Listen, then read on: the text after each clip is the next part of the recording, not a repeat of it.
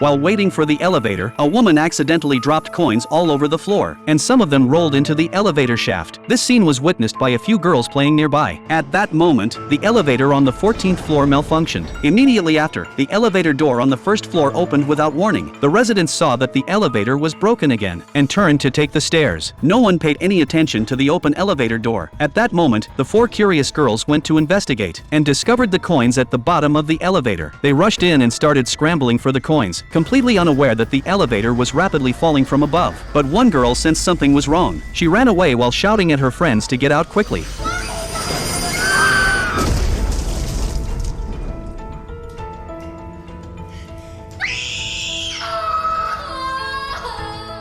Everyone inside the elevator died, and only the girl who managed to escape survived. But that night, the ghosts of the three girls who had died tragically suddenly appeared, and pushed their innocent companion into the elevator. After this incident, the residents of the apartment building were in a state of panic. Many residents moved out in the middle of the night, braving the rain. Only a few chose to stay. Tally was one of them. But just as Tally was bored, and about to listen to music, the radio suddenly emitted the sound of a little girl crying. Mama saya, tolong sampaikan sakit.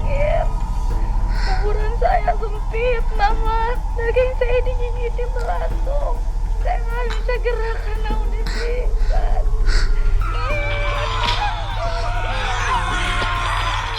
The heart-wrenching cries filled Tally with dread. She felt as though someone was beside her. When she looked up, a female ghost with her body severed at the waist appeared on top of the cabinet. She was so scared that she rushed out of the house, but collided with Tommy. She quickly turned around to look, but the figure on the cabinet had disappeared. Tally thought she had seen things. She immediately threw the eerie radio to Tommy, asking him to throw it away.